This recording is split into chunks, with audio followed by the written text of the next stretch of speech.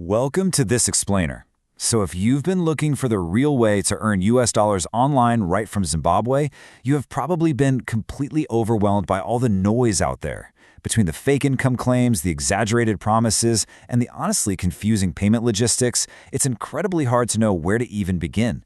Making money online in Zimbabwe is absolutely possible, but as we dug into the research for this, one thing became crystal clear. It is not magic. Today, we're going to cut through all the fluff and look at the verified, practical steps to entering the global digital economy in 2026.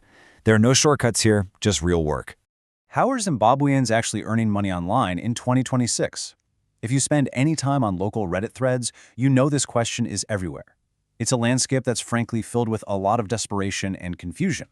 You'll see comments mentioning everything from sports betting and flat-out scamming to genuine virtual assistant gigs and dropshipping.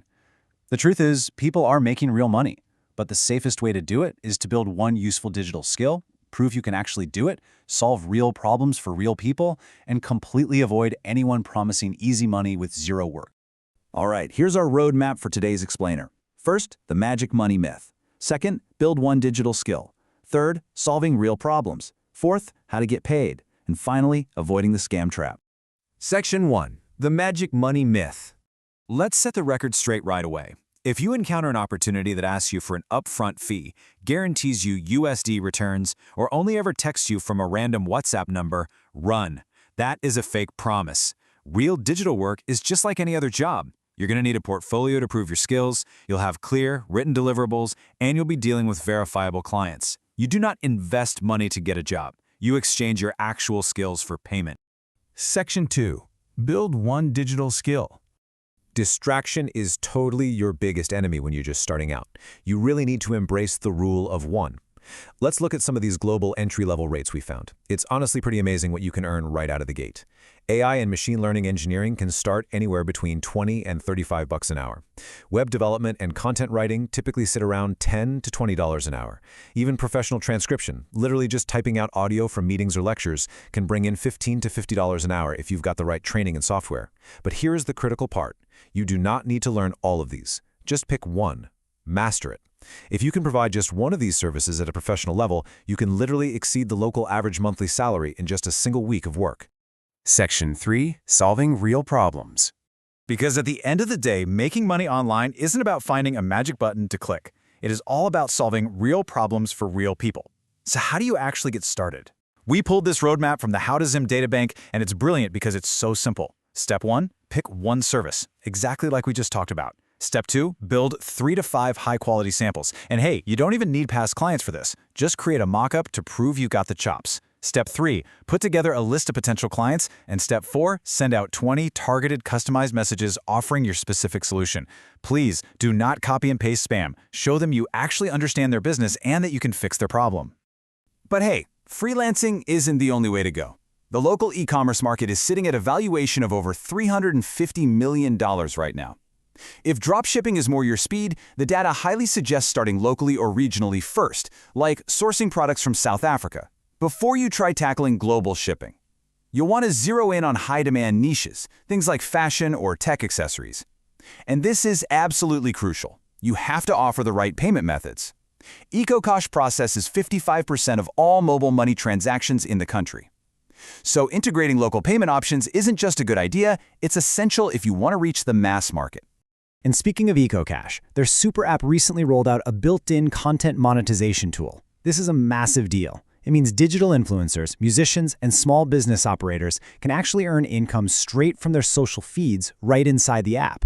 It takes everyday social interaction and turns it into a genuine economic opportunity from the comfort of home, letting you completely bypass those super strict monetization hurdles on platforms like YouTube or TikTok.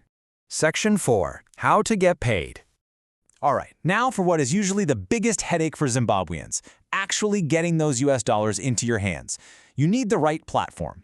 Wise is absolutely fantastic for direct clients because it gives you mid-market exchange rates, which basically means way fewer hidden fees. Then there's Payoneer.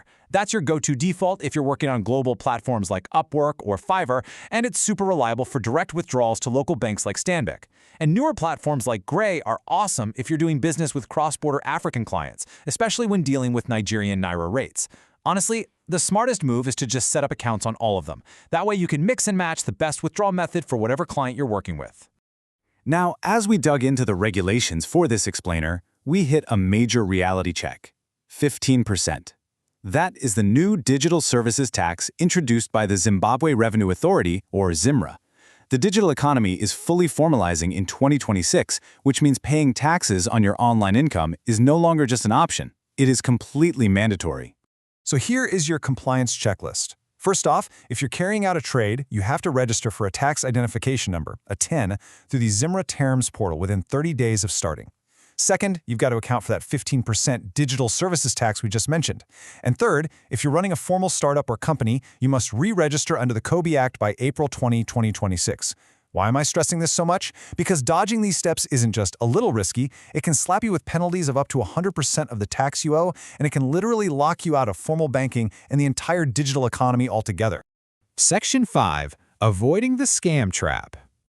Look, whenever a digital economy booms, cyber threats explode right along with it. Interpol's recent Operation ROMS found thousands of online fraud victims right in the region. You have got to protect yourself.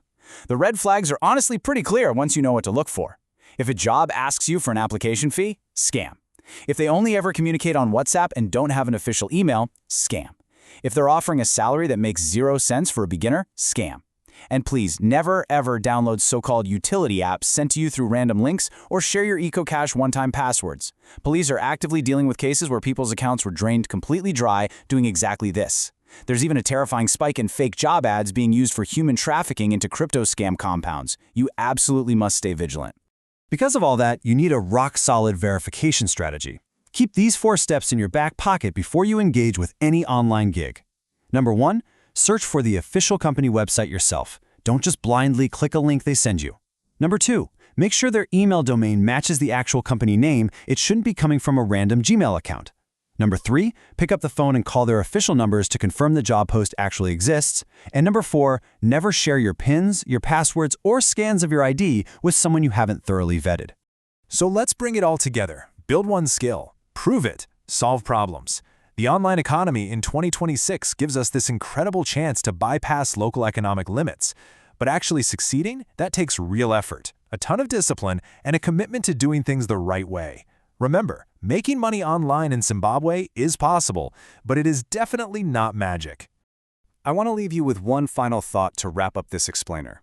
Think back to the skills we looked at today, whether that's web development, transcription, or anything in between. What is the one digital skill you are going to start building today? Pick it, focus on it, and take your first safe step into the global digital economy. Thanks so much for joining me on this explainer.